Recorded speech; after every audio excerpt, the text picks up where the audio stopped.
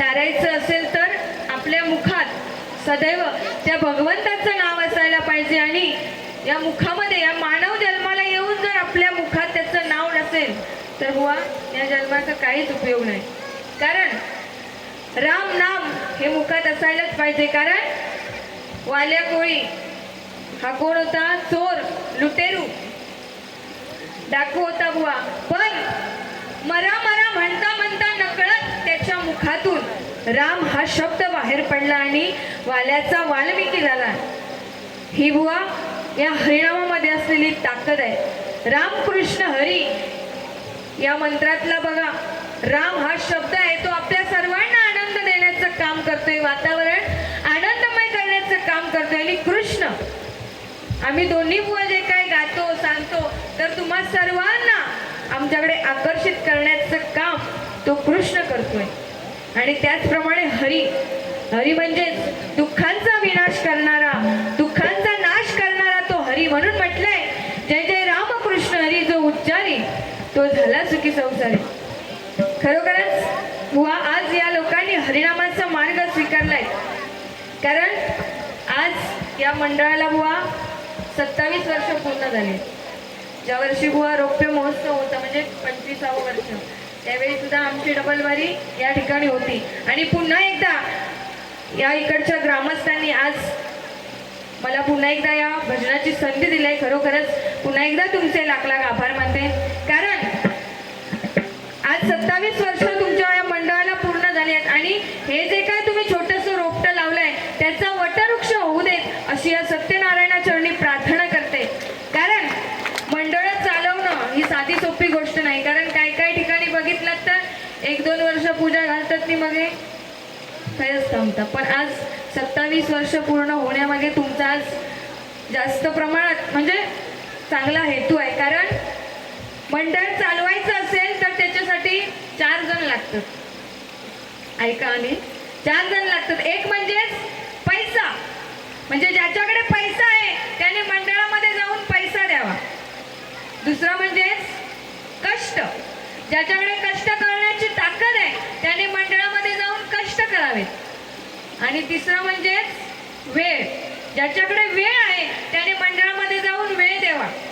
आणि चौथा कोण की या तिघांपैकी ज्याच्याकडे कायच नाही त्यांनी निदान गप तरी बसायचं.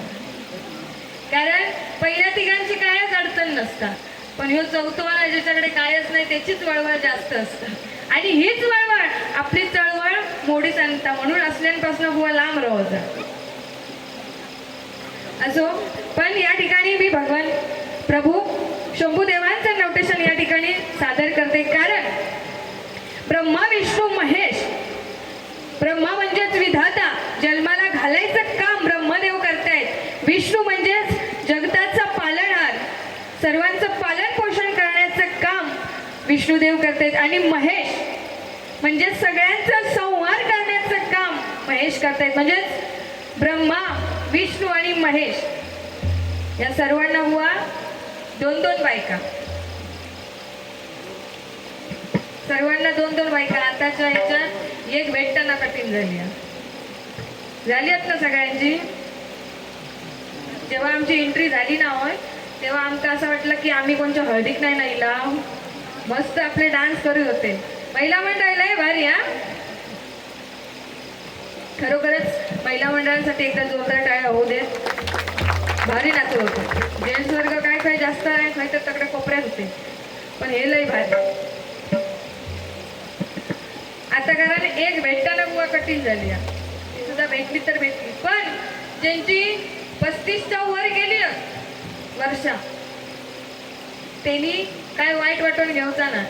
त्यांनी फक्त एवढाच समजायचा 35-40 झाली आहे त्यांका की आमचा जन्म फक्त जनगणनेसाठी झालेलो असं.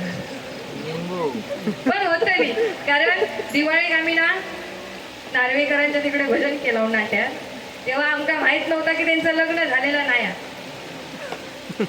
आम्ही असंच गमतीशीर बोलत बोलत गेला आणि तिकडचेच लोक सांगूक लागले काय जे तुमचे साऊंडवाले त्यांचंच झालेलं नाही, ते एकाच बोलतात तुम्ही. पण तेव्हा बुवा आम्ही त्या ठिकाणी पण सत्यनारायणाची पूजा होती.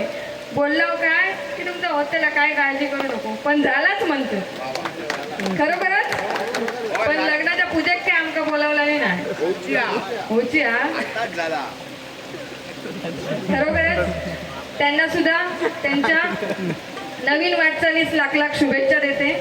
कारण बघा, ब्रह्मा विष्णू आणि महेश या सर्वांना दोन दोन बायका, ब्रह्मदेवांची सावित्री आणि शत्रुरूपा, विष्णूंची लक्ष्मी आणि औदसा आणि महेशांची गंगा आणि पार्वती.